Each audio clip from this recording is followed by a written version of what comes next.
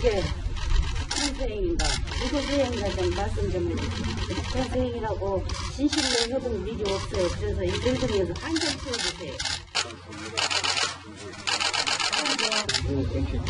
공시 입장에서 지금 문 대통령은 2015년 당대표 시절 북한 잠수정이 천안함을 타격했다고 언급한 적이 있습니다. 하지만 대통령이 된 뒤 공개석상에서는 특별한 언급을 하지 않았습니다. 문 대통령은 기념사에서 강한 안보로 반드시 항구적 평화를 이뤄낼 것이라고 강조했습니다. 서해 무력 충돌을 일으킨 북한에 대한 언급은 없었습니다. 야당은 문 대통령의 참석을 총선용 행보라고 비판했습니다. 문재인 대통령은 취임 이후 한 번도 행사에 참석하지 않았습니다. 이제 총선을 앞둔 올해야 처음 참석을 한다고 합니다. 문 대통령은 재작년에는 베트남 순방, 작년에는 대구 방문을 이유로 기념식에 불참했습니다. 채널A 뉴스 유주은입니다. 오늘 서해 수호의 날 기념식에 참석한 문재인 대통령 앞을 천안함 폭침 희생자 유족이 막아섰습니다. 막내 아들 고 민평기 중사를 잃은 윤청자 여사인데 과거 기부성금 1억 원을 해군에 전액 기부해 새 기관총을 기증한 분이죠.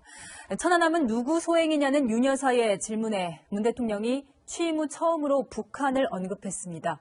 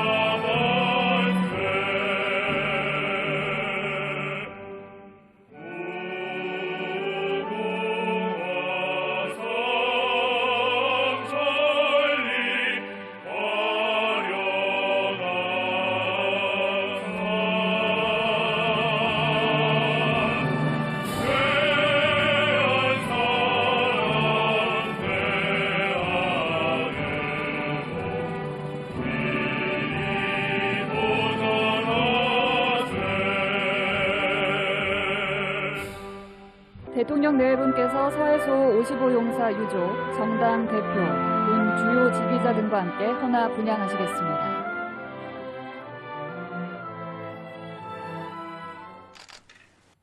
서해수 전사자에 대하여 경례. 바로 일동 묵념.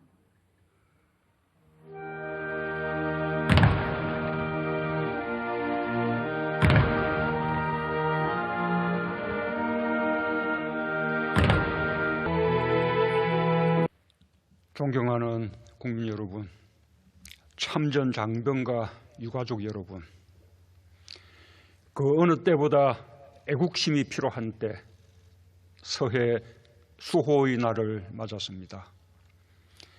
우리는 애국심으로 식민지와 전쟁을 이겨냈고 경제성장과 민주주의를 이뤄냈습니다. 연대와 협력으로 우리는 역경을 극복할 수 있었으며 그 힘은 국토와 이웃과 우리 역사를 사랑하는 애국심으로부터 비롯되었습니다. 서해 수호 영웅들의 희생과 헌신은 바로 그 애국심의 상징입니다. 총탄과 포탄이 날아드는 생사의 갈림길에서 영웅들은 불굴의 투지로 작전을 수행했고 서로 전우애를 발휘하며 최후의 순간까지 군인의 임무를 완수했습니다. 영웅들이 실천한 애국심은 조국의 자유와 평화가 되었습니다. 우리는 아무도 넘볼 수 없는 강한 안보로 한반도 평화와 번영에 대한 국제사회의 신뢰와 협력을 이끌 수 있게 되었습니다. 국민들은 이곳 국립대전현충원뿐 아니라 전국 곳곳에서 용사들의 애국심을 기억합니다. 창원 진해 해양공원과 서울 수도전기공업고등학교 교정에서 한주호 준이의 숭고한 헌신을 마주합니다. 광주 문성중학교에서 군산 음파공원에서 서정화사와 문광욱 일병을 만나며 꺾이지 않는 용기를 가슴에 새깁니다. 국민의 긍지와 자부심이 되어주신 서해 수호 영웅들께 경의를 표하며 유가족들께 깊은 위로의 말씀을 전합니다. 참전 장병 여러분, 유가족 여러분, 코로나19라는 초유의 위기 앞에서 우리 군과 가족들은 앞장서 애국을 실천하고 있습니다. 46 용사 유족회와 천안함재단은 대구 경북 지역에 마스크와 성금을 전달했습니다. 아픔을 디딘 연대와 협력의 손길이 국민의 희망이 되었습니다. 신임 간호장교들과 군의관들은 임관을 앞당겨 코로나19의 최전선 대구로 달려갔습니다. 예비역 간호장교들은 민간인 신분으로 의료 지원에 나섰고 3만 5천 장병들은 자발적으로 헌혈에 참여해 주었습니다. 국군 대구병원에 투입된 공병단은 확진자들을 위한 병상을 만들었고 12,000명의 병력과 6,000대의 군장비가 전국 각지에서 방역과 소독을 지원하고 있습니다. 공군 수송기는 20시간 연속 비행으로 미얀마에서 수술용 가운 8만 벌을 가져왔습니다. 서해 수호 영웅들의 정신이 우리 장병들의 마음속에 깃들어 있습니다. 국민의 군대로서 위국 헌신, 군인 본분의 정신을 실천하는 모습을 보며 영웅들도 자랑스러워할 것이라 믿습니다.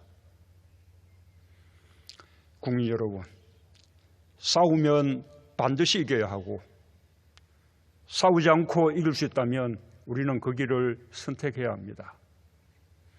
가장 강한 안보가 평화이며 평화가 영웅들의 희생에 보답하는 길입니다.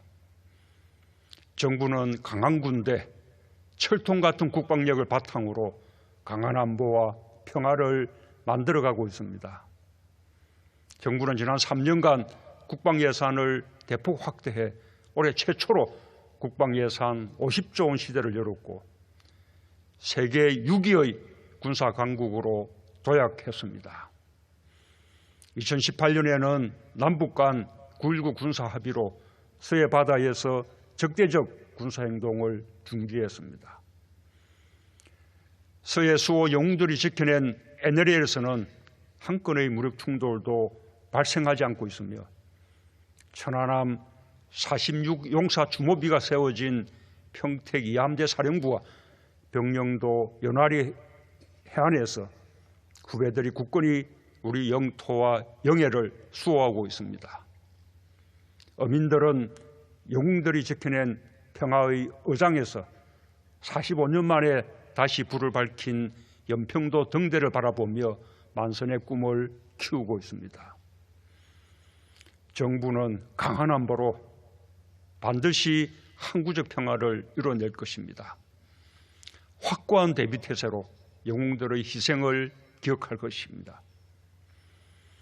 군을 신뢰하고 응원하는 국민과 함께 평화와 번영의 길을 열어갈 것입니다.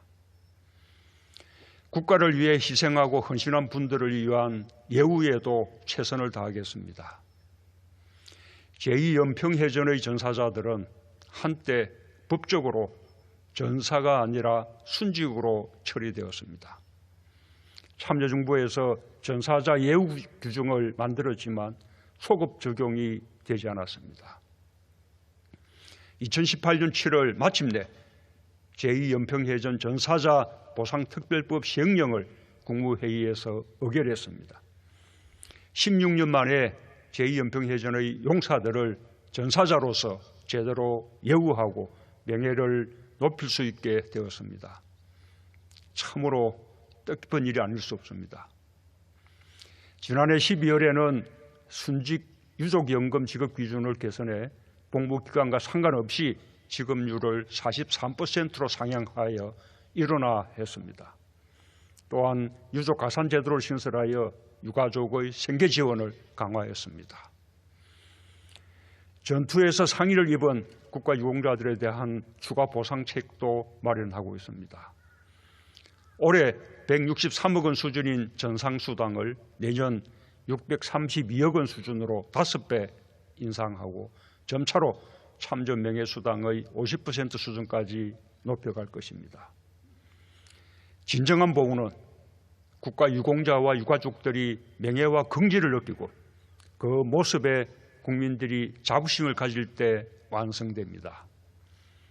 국가는 군의 충성과 헌신에 끝까지 책임져야 합니다. 진정한 보훈으로 애국의 가치가 국민의 일상에 단단히 뿌리내려 정치적 바람에 흔들리지 않도록 하겠습니다. 존경하는 국민 여러분, 참전 장병과 유가족 여러분, 애국심이야말로 가장 튼튼한 안보입니다. 아무도 흔들 수 없는 나라의 기반입니다. 군 장병들의 가슴에 서해 수호 영웅들의 애국심이 이어지고 국민의 기억 속에 애국의 역사가 살아 숨쉬는 한 우리는 어떠한 위기도 극복해낼 수 있습니다. 우리는 오늘 코로나19에 맞서며 우리의 애국심이 연대와 협력으로 발휘되고 있음을 확인합니다. 국민 서로가 서로에게 힘이 되고 그것이 국제사회의 협력으로 넓어지는 더 큰 애국심을 보고 있습니다. 튼튼하고 커다란 나무에는 온갖 생명이 깃듭니다.